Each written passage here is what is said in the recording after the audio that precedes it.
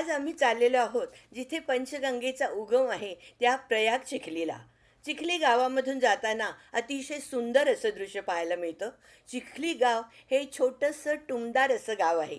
नदीकाठी वसलेलं आहे. अत्यंत सुपीक अशी जमीन आहे आणि आता तुम्ही बघू शकाल की दोन्ही बाजूला ऊस डोलायला लागलेला आहे आणि संध्याकाळची किरणं ऊसावर पडून एक अप्रतिम दृश्य बघायला मिळत आहे.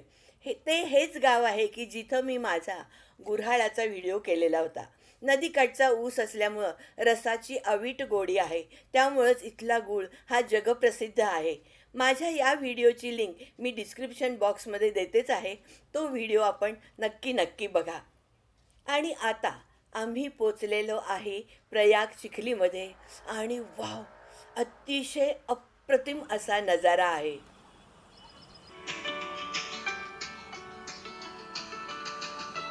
नमस्कार, मी स्मिता साठे दीक्षित. मनातल्या गोष्टी या माझ्या यूट्यूब चॅनलमध्ये आपलं खूप खूप मनापासून स्वागत. आज मला सांगायला अतिशय आनंद होत आहे की माझा हा 100वा व्हिडिओ आहे. म्हणूनच आजच्या ह्या व्हिडिओमध्ये जिच्या पाण्यावरती आम्ही पोचलो ती पंचगंगा नदी आणि ह्या पंचगंगा नदीचा जिथं उगम होतो त्या प्रयाग चिखली या ठिकाणी मी आलेले आहे आणि अतिशय सुंदर आणि रम्य असा परिसर आहे. या इथे कासारी नदी ही विशाळगडावरून येते, तर भोगावती नदी ही कसबा बीडमधून येते. कसबा बीडमध्ये कुंभी आणि तुळशी या नद्यांचा संगम होतो आणि या तीनही नद्या या कासारी नदीला येऊन मिळतात आणि इथे कासारी, कुंभी, तुळशी, भोगावती यांचा संगम होतो. तर सरस्वती नदी ही गुप्त मानली जाते आणि इथून ती पंचगंगा म्हणून प्रवाहित होते.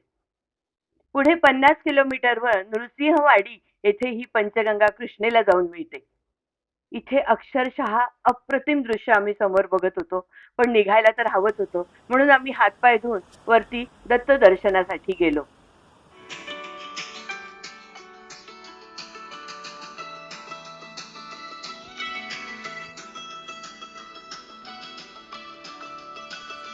इथे दत्ताचं अतिशय सुंदर असं मंदिर आहे आणि दत्ताची सुरेख मूर्ती आहे. इथे सूर्य जेव्हा मकर राशीत प्रवेश करतो तेव्हा 14 जानेवारी ते 14 फेब्रुवारी या काळात इथे मोठी यात्रा भरत असते. दत्त दर्शन घेऊन आम्ही बाहेर पडलो. काय प्रचंड झाड आहे ग. मंदिराच्या भोवती अतिशय मोठी मोठी विस्तीर्ण आणि भरपूर पारंब्या असलेली वडाची झाडं आहेत आणि त्यावर पडणारी संध्याकाळची किरणं अतिशय सुंदर दिसत होती. म्हणजे जे कोणी पर्यटक कोल्हापूरला येतील त्यांनी अवश्य अवश्य भेट द्यावी असं हे ठिकाण आहे. आता जवळजवळ 5:30 होऊन गेलेले होते आणि आम्हाला घाटावर आरतीसाठी पोचायचं होतं, म्हणून आम्ही निघालो. पण जाता जाताच आम्हाला उशीर झाला आणि आमची आरती मिस झाली. त्यामुळे आम्ही परत दुसऱ्या दिवशी पण थोडं लवकर पंचगंगा घाटावरती गेलो. आम्ही पंचगंगा घाटावरती पोचलो तर समोरच अतिशय देखण्या अशा म्हशी. जगात कुठेही बघायला मिळणार नाही अशी गोष्ट तुम्हाला कोल्हापूरमध्ये बघायला मिळते आणि ती म्हणजे दूध कट्टा. अजूनही इथे काही दूध कट्टे सुरू आहेत. दूध कट्टा म्हणजे काय, दूध कसं काढलं जातं हे बघण्यासाठी माझा दूध कट्टा हा व्हिडिओ नक्की बघा. त्याची लिंक मी डिस्क्रिप्शन बॉक्समध्ये देते आहे.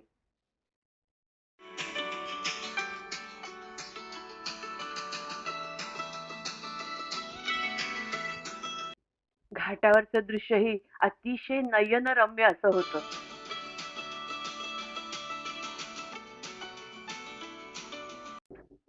हा आहे शिवाजी पूल.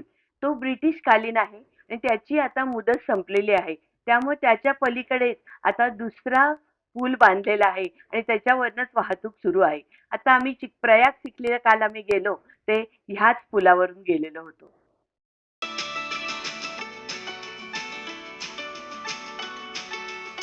घाटावरती अनेक दगडी मंदिरं आहेत आणि अतिशय सुंदर अशी मंदिरं आहेत आणि प्रत्येक मंदिरामध्ये शिवलिंग आहे.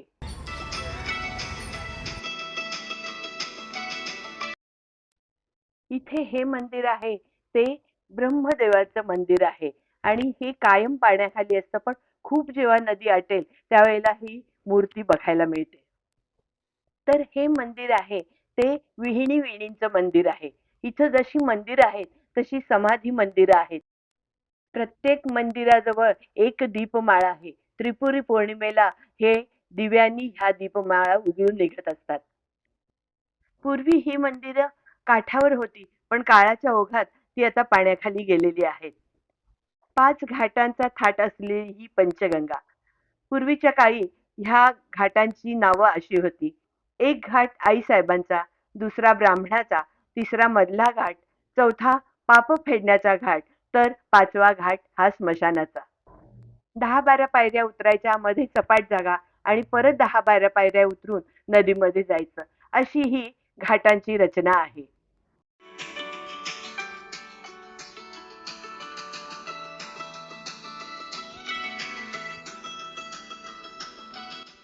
घाट चढून वरती गेलं की तिथे अतिशय सुंदर अशी मारुतीची 4 फुटी मूर्ती आहे.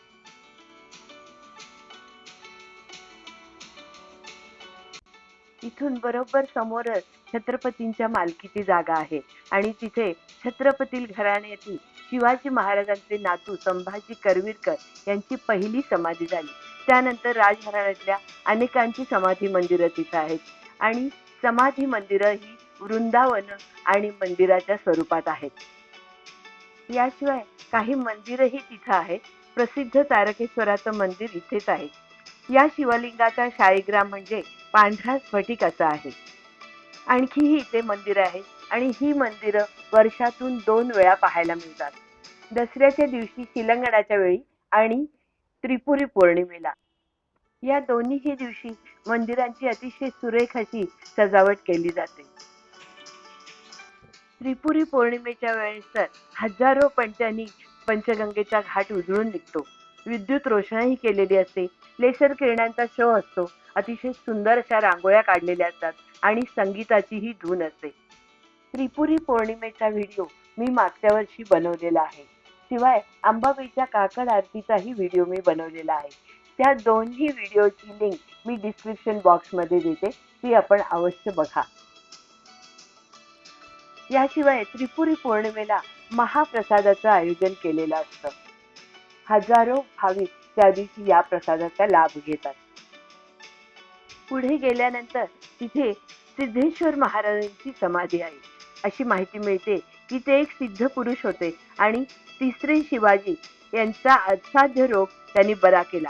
त्यामुळे शिवाजी महाराज तिसरे हे त्यांना कोल्हापूरला घेऊन आले. आम्ही जिथे उभं होतो त्याच्याच पाठीमागे सिद्धेश्वर महाराजांच्या घराण्यातल्या लोकांच्याही समाधी मंदिरं आहेत.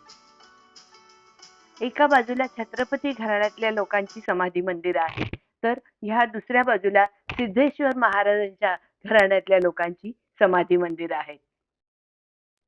आता उन्हं कलायला लागली होती आणि अजून एक आमचं मंदिर बघायचं राहिलं होतं आणि त्याचं कारण असं होतं की तिथेच पंचगंगेची आरती होत असते. म्हणून आम्ही पायऱ्या उतरून खाली गेलो आणि एक अतिशय सुंदर असं मंदिर बघायला मिळालं. एका बाजूला महादेवाची पिंडी, मध्ये श्रीकृष्णाची मूर्ती आणि कडेला ज्योतिबाची मूर्ती. नमस्कार सर, मला जरा या पंचगंगा घाटाबद्दल माहिती सांगितली का? पंचगंगा आपलं घाटाबद्दल म्हणजे जसं काशीला हरिद्वार ऋषिकेशची जशी आरती गंगेची होती, त्याच धर्तीवर पांडुरंग गणपती चिले यांच्या मनात आलं की आपण आपल्या पंचगंगेचे करवीर निवासिनी श्री महालक्ष्मी पदपर्शन पाहून झाले नगरी असताना आपण इथं आरती घेत नाही, तर त्यांच्या मनात आलं आपण आरती चालू करावी. आणि त्यापासून जे आज तागायचं आरती निस्वार्थपणे कुठलेही निशुल्क न घेता आम्ही इथं सर्वजण ज्येष्ठ येतात, पर्यटक येतात त्यांच्या समोर जे येतील त्यांना आम्ही आरतीचा मान देतो. आणि इथं आरती पंचगंगेची सायंकाळी 6 वाजता इथं आरती रोज गायली जाते. दुसरी गोष्ट, नदीला महापूर येते तरी आरती कधीही थांबलेली नाही. 365 दिवस आरतीचा उपक्रम हे आम्ही लोकांनी त्या भगवंताच्या ते करता किंवा ते आमच्याकडं करून जरी पूर आला तरी आरती आम्ही आजपर्यंत कधी तटवली नाही. कोल्हापूरच्या जनतेला गंगेची आरती असते हेच माहीत नव्हतं. इथल्या भटजी वर्गाला देखील आरती माहीत नव्हती. पण शंकराचार्य महाराजांनी आणि रानिंगा सर, सुहास जोशी यांनी ग्रंथातनं आरती हुडकून काढली आणि ही पुराण काळापासून आरती होत होती. ती आरती त्यांनी आम्हाला दिली आणि तीच आरती आम्ही इथं हे करतो. सध्या आम्ही एक नवीन योजना केलेली आहे की करवीच्या लोकांनी वर्षातून एकदा फक्त आरतीला यावं. आपला वाढदिवस आहे ना, वाढदिवसाची किंवा वाढदिवस दुसऱ्या दिवशी जसं जमल तसं आरतीला यावं असं लोकांची हे आहे. तर आव्हान आहे की आम्ही प्रत्येकानं आपल्या वाढदिवसाचं आमच्याकडे नोंद करावी. आम्ही त्याला आठवण करतो तुमचा वाढदिवस आज आहे आज आहे, आणि बरोबर. तुम्ही वर्षातून एकदा आरतीला या. बाकी काय नाही. 3 ते 5 नाही, खूप छान कल्पनाची, खूप छान बोलला. आणि आता आरतीची तयारी सुरू झाली.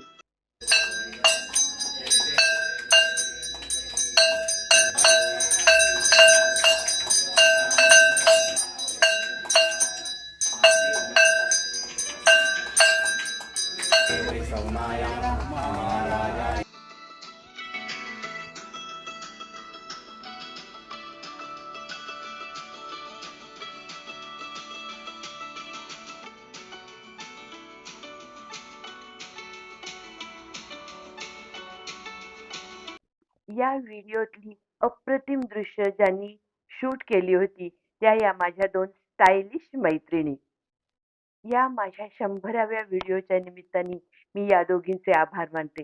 तसंच BSNLच्या माझ्या सगळ्या मैत्रिणी की ज्या नेहमी मला खूप सपोर्ट करत असतात, खूप कौतुक करत असतात, त्यांचेही खूप खूप आभार. आपण तर नेहमी माझ्या व्हिडिओना भरभरून प्रतिसाद देता, त्याबद्दल आपल्या सगळ्यांचे खूप खूप आभार. ही होती आपली पंचगंगा घाटाची सफर आणि आपल्याला अतिशय सुंदर असा घाट बघायला मिळालेला आहे. आणि ही होती पंचगंगेची आरती. पंचगंगेची आरती सुरू होऊन बरीच वर्ष झाली, पण अजूनही फार लोकांच्यापर्यंत ती पोचलेली नाही. तर ती पोचवण्याचं काम आपल्याला करायचं आहे आणि हा व्हिडिओ जास्तीत जास्त लोकांच्यापर्यंत शेअर करा की जेणेकरून सगळ्यांना त्याची माहिती होईल, पर्यटकांना त्याची माहिती होईल आणि सगळ्यांना आरतीचा लाभ घेता येईल. जशी हरिद्वारला गंगेची आरती केली जाते त्याच धर्तीवरती इथं पंचगंगेची आरती केली आणि ही पंचगंगेची आरती ही संध्याकाळी 6 वाजता म्हणजे 5:55ला पंचगंगेला नदीला आवाहन केलं जातं येण्यासाठी म्हणून. आणि 6 वाजता बरोबर संध्याकाळी, रोज संध्याकाळी ही आरती असते आणि 6 वाजता बरोबर आरतीला सुरुवात होते आणि प्रसाद दिला जातो. आणि ह्या सगळ्या आरतीचा आणि प्रसाद त्याचा लाभ सगळ्यांना मिळावा यासाठी हा व्हिडिओ जास्तीत जास्त लोकांच्यापर्यंत शेअर करा.